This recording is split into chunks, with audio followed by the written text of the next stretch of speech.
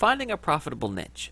Of course, not all areas in selling are created equal. Some do really well, some don't do as well, and it's not any different with Yahoo Answers. Certain things are going to sell better than others. So, of course, you want to take the time before we just jump in there and start selling a product. We want to make sure that we find one that's going to sell well. So, how do we do that? Well, first thing you need to ask yourself is there money in this niche?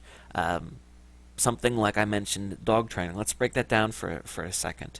If I have a dog and he's peeing in the house and he's biting my leg, and of course I love him, I want to keep him, but I'm having a hard time training him.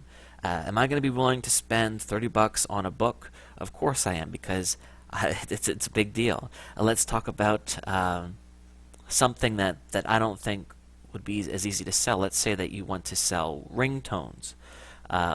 The problem with ringtones is, of course, that there's a lot out there that are free. So, are people really going to be willing to spend a lot of money on ringtones? Or even if they spend money, it's not going to be a lot of money. So that's just something to think about. With Yahoo Answers, I try to focus on specific problems because if somebody goes on there even asks a question about ringtones, where can I find a ringtone? You can tell them, but they're not going to be as likely to buy as somebody that says, help my dog. If I do not get him trained in 2 weeks, my family, we're going to have to get rid of the dog. What can I do? This person is going to be much more desperate, which means that it's going to be an easier sell for you.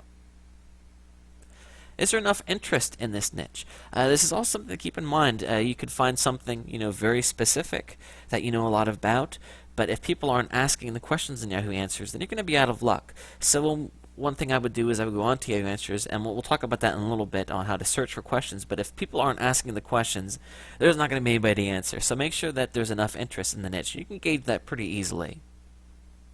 Can this niche be sold to? For example, let's say that you wanted to target something that kids like. Well, the problem with that is if kids are going to be the ones finding and asking these questions, and you're going to be answering kids, they're not going to have the ability to go out and buy this stuff. They're going to have to ask their parents, and then there's that whole breakdown. So you want to look for what can be sold to.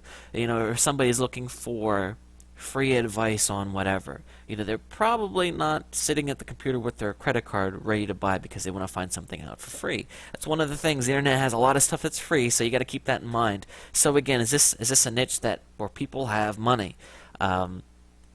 Poor college students, that are scraping by. They're not going to want to go out and spend $100 on a designer shirt. It really all depends. You need to look at things and think about, who's going to have money and who you can sell to. But just one final thing about this, do not be intimidated by the super hot niches. And what this means is, I know that when I first started in internet marketing, credit cards, diet pills, things like that, they're big. They're really big on the internet, and people often tell you stay away from the things that are super hot because there's a lot of competition.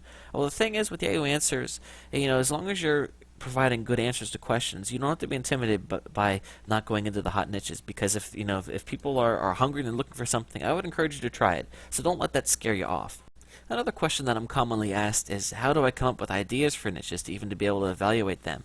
And the thing is, niches are all around you. If you go into a supermarket and look at magazines on the shelf, or a bookstore's even better, if there's a magazine created specifically for that niche, then you know what, there's a market. Pick it up and take a look at what's being advertised in the magazine. Of course, there's magazines provided for dog owners and cat owners, and people that like to knit, and people that want to lose weight, and people that like video games. Just about anything. So again, a niche really can be, so many different things. The only thing with Yahoo Answers again is that if you pick something that's a bit too narrow, then you're not going to find as big an audience. If you pick something like credit cards, obviously there's going to be a lot of people asking questions about, what's the best credit card to get, what's a good strategy to avoid getting into debt, things like that. Whereas if you pick something that's super, super specific, there might not be as many questions. So keep that in mind. So again, one thing I would encourage you to do is write down a bunch of different ideas and then go out and see if they're going to work. And we'll talk about in the next video how to, once you have some ideas, how to look for products to sell.